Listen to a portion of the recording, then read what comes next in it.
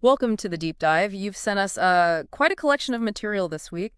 It all seems to revolve around U.S. foreign aid and specifically what look like some, well, pretty major shifts happening with USAID. Yeah, it's definitely a hot topic right now. Right. It feels like you're trying to get a handle on what's actually going on, why it matters, and maybe what the downstream effects could be. Makes sense. So that's what we'll do today. Our mission is to really get into these sources you sent and pull out the key insights about the United States Agency for International Development, or, yeah, USAID, as it's often called. Exactly. And the sources, we've got news pieces, think tank stuff, opinion articles. They all seem to point towards this really significant recent development. President Trump's announcement about USAID. The one where he mentioned wanting to get rid of it. That's the one. That phrase plus the 90-day suspension of foreign aid that followed, it's potentially a massive change, so definitely worth digging into. Okay, USAID, that's a name you hear thrown around. Let's just nail down the basics first. What is it exactly? How did it start?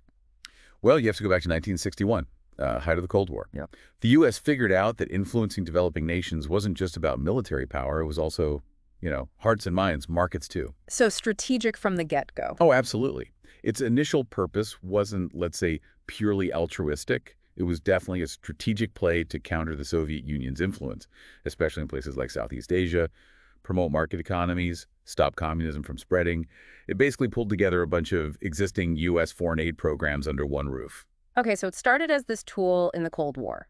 But the sources suggest it's changed a lot since 61. It didn't just keep building giant dams forever, did it? No, definitely not. USAID has evolved quite a bit over the years. Initially, yeah, big infrastructure was a thing, but the agency adapted, based on global needs, what Congress wanted. It shifted towards more like localized, sustainable development. Any examples jump out? Well, think about the late 90s, early 2000s. PEPFAR, the president's emergency plan for AIDS relief. That was huge. Right, PEPFAR. Lots of people know that one. Yeah, it had a massive global impact fighting HIV/AIDS. It really shows you what focused foreign aid can do. Okay, so PEPFAR was big. What other areas has USAID focused on, say, more recently? Since around 2010 or so, health has stayed really central. Fighting malaria, tuberculosis, USAID is key there. But also promoting democracy and civil society. Like election monitoring. Election monitoring, anti-corruption work, that kind of thing. And of course, the big one, humanitarian response.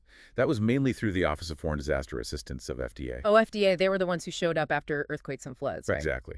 OFDA built up some serious logistical muscle. They could get the U.S. response moving fast for tsunamis, earthquakes, disease outbreaks, you name it. And that built up a lot of goodwill. That soft power idea. Precisely. Soft power influencing through attraction, not force. Hard power is like sanctions, military action. Soft power is, well, maybe the appeal of Hollywood movies or, yeah, providing aid after a disaster. It makes people see the U.S. positively. And OFDA became part of something else recently. Right. In 2020, OFDA merged with the Food for Peace program. They created the Bureau for Humanitarian Assistance, BHA. The idea was to streamline things, put immediate disaster relief and longer-term food aid together. Okay. And USAID, with people in, over 60 countries, thousands of staff. It's been a really major channel for that U.S. soft power. Got it. So that brings us to the present and why we're digging into these sources. This executive order from President Trump, what exactly did it do and what was the official reason given? So January 2025, the executive order comes out, the stated goal, overhauling the whole U.S. foreign aid system. What was wrong with it, according to the order? The core argument, based on your sources, was this feeling that foreign aid wasn't really aligned with American interests and values anymore, that the system wasn't serving U.S. priorities. So the order called for a 90-day suspension, a freeze on all new foreign development assistance obligations and spending. 90 days. Freeze everything new. That sounds disruptive. What was supposed to happen during that time? The idea behind the pause was to conduct a top-to-bottom review of all the programs. To see if they were effective? Effective, yes, but also, crucially, whether they aligned with U.S. foreign policy goals. The Secretary of State and the OMB director, the Budget Office, they were put in charge of these reviews. And then decide what happens. Yeah. Within those 90 days, they were supposed to decide. Yeah. Keep the program, change it, or terminate it, based on the review. Though it's worth noting the Secretary of State could waive the pause for certain programs if needed. Okay, so not a total immediate acts, but a stop, review, then decide approach. But the sources you sent definitely highlight some immediate, like, real-world consequences, even from just a temporary pause. Oh, absolutely. Even that 90-day freeze had pretty significant immediate impacts. Your sources point specifically to humanitarian operations grinding to a halt in places like Syria and Afghanistan. Syria. The U.S. is a big donor there, isn't it? The biggest, yeah, billions since 2011. Yeah. Just in 2024, over $1 billion earmarked refugee support, food, emergency aid. The freeze hit places like the Al-Hol displacement camp really hard. You've got, what, 40,000 people there? Mostly women and children from former ISIS areas. Wow, 40,000 people suddenly cut off. What about Afghanistan? You mentioned that too. Yeah, in Afghanistan, there was this major midwifery program. For many girls, it was one of the only educational avenues left open. That got shut down. So hitting education and healthcare at the same time. Exactly. And these are just two examples, right? But they really show the immediate human cost when you suddenly pause aid like that across the board. That human cost in Syria, Afghanistan, it really throws the spotlight back on those bigger strategic questions, especially this soft power thing we talked about with USAID. How does potentially pulling back from USAID affect that soft power, America's standing? Well, USAID has historically been a prime example of how the U.S. projects soft power, right? That ability to attract, not command. Through aid and development. Yeah, humanitarian aid, development projects, promoting democracy. These things can build goodwill. They make the U.S. look like a partner that cares about others' interests, that stands for certain values. The theory is, if others are drawn to what the U.S. represents, you don't have to rely so much on hard power military threats, economic sticks. Joseph and I called it a force multiplier. Exactly. Soft power works alongside hard power. Yeah. So the argument in your sources is that pulling back from USAID risks weakening that attraction. It could damage U.S. credibility, its influence. If America First just looks like narrow self-interest, the U.S. might seem hypocritical, arrogant, and indifferent, as one source put it. That undermines the power to attract. And it stands to reason, if the U.S. pulls back, someone else might step forward, right? The sources talk about a vacuum, and specifically China. Yes, that's a major point. A U.S. withdrawal, or even just perceived withdrawal, creates an opening. And other powers, particularly China, seem ready to fill it. With things like the Belt and Road Initiative. That's the big one, yeah. China expanding its influence through massive infrastructure projects. But your sources also highlight China boosting investment in areas like health and Africa, stepping into spaces where USAID might have been more dominant. Are there numbers on that? Yeah, between 2000 and 2017, China reportedly invested around $1.6 billion in over 1,000 health projects across Africa, building things, providing supplies. And they've pledged billions more in other sectors, too. The African CDC headquarters in Ethiopia, built by China, is a pretty visible example. So China is stepping up. But their approach to aid might be different from the U.S. model. It seems quite different based on the sources. The U.S. model, through USAID, usually stresses humanitarian goals, but also accountability, transparency, and often there are strings-attached conditions related to democratic governance, human rights.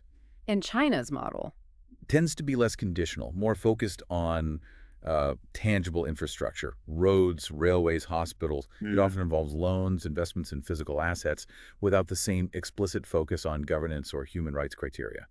So, yeah, both providing aid, but with different philosophies and maybe different end goals. Now, we should be fair. USAID hasn't always been universally praised. The sources do mention criticisms, right? How are those presented? That's right, and it's important to acknowledge them. The sources report these criticisms impartially. One common critique is that USAID has sometimes functioned more like an arm of U.S. foreign policy than a purely humanitarian body. Objectives getting mixed. Potentially, yeah. There's also the argument about dependency, that maybe some aid programs, in the long run, don't lead to self-sufficiency. Haiti is often mentioned as an example there. And the democracy promotion stuff, that's also been controversial. Some see it as interfering in other countries' internal politics. Again, the sources raise these points. They don't necessarily endorse them, but they're part of the historical debate around USAID. And one prominent voice mentioned in the sources criticizing USAID is Elon Musk. Yes, he comes up, reportedly called it a criminal organization in one source. Strong words. Very. And it connects to this broader narrative in the material about his influence on government spending discussions. Yeah.